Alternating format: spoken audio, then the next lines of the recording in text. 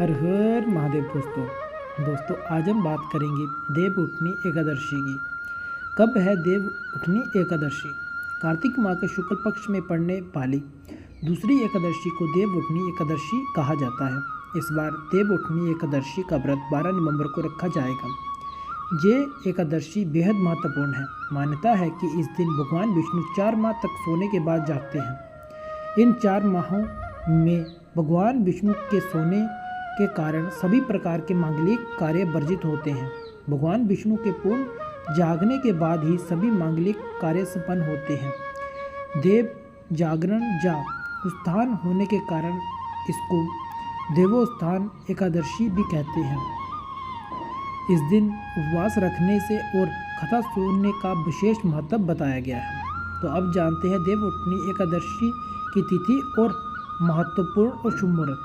इस बार कार्तिक माह की एकादशी 11 नवंबर को शाम 6:46 से लेकर 12 नवंबर को शाम 4:04 बजे तक रहेगी। ऐसे में 12 नवंबर को उदय तिथि में होने के कारण देव उठनी एकादशी का व्रत इसी दिन ही रखा जाएगा। वहीं इसका पारण 13 नवंबर को सुबह 6:42 से लेकर 8:51 के बीच किया जाएगा। देव उठनी एकादशी की पूजन विधि। देव उठनी एकादशी के दिन सुबह सुबह सूर्योदय से पहले उठकर स्नान करना आदि सब तैयार करने के बाद इसके बाद गन्ने का मंडप बनाएं और बीच में चौक बनाएं। चौक के मध्य में भगवान विष्णु का चित्र और मूर्ति रखें। इसके साथ ही चौक में भगवान के चरण चिन्ह बनाएं और जो ढककर रखने चाहिए। भगवान को गन्ना, सिंघाड़ा और पीले फल मिठाई आदि अर्पित किया जाता है। इसके साथ ही भगवान को पीली मिठाई अर्पित करें। इसके बाद घी का दीपक जलाएं और इसे रात भर जलने दें।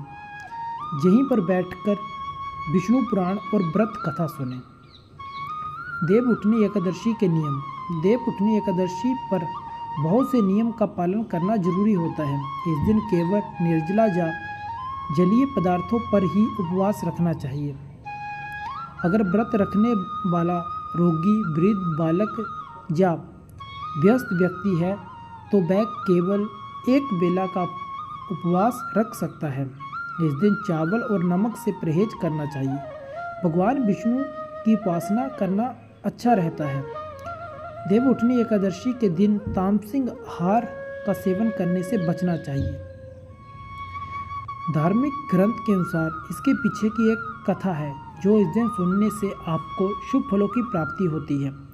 धार्मिक ग्रंथों में दी गई कथा के अनुसार एक राज्य में एकादशी के दिन प्रजा से लेकर पशु तक कोई भी अन्न नहीं ग्रहण करता था।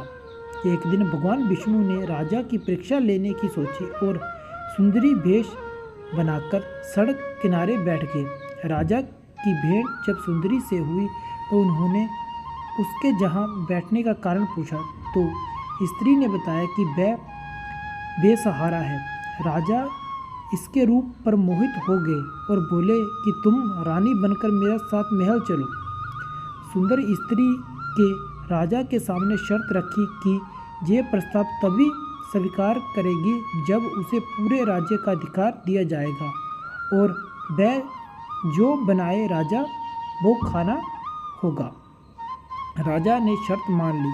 अगले दिन एकादशी पर सुंदरी ने बाजारों में बाकी दिनों की तरह अन्न बेचने का आदेश दिया। मांसाहार बनाकर राजा को खाने पर मजबूर करने लगी। राजा ने कहा कि आज एकादशी के व्रत में मैं सिर्फ फलाहार ग्रहण करता हूँ।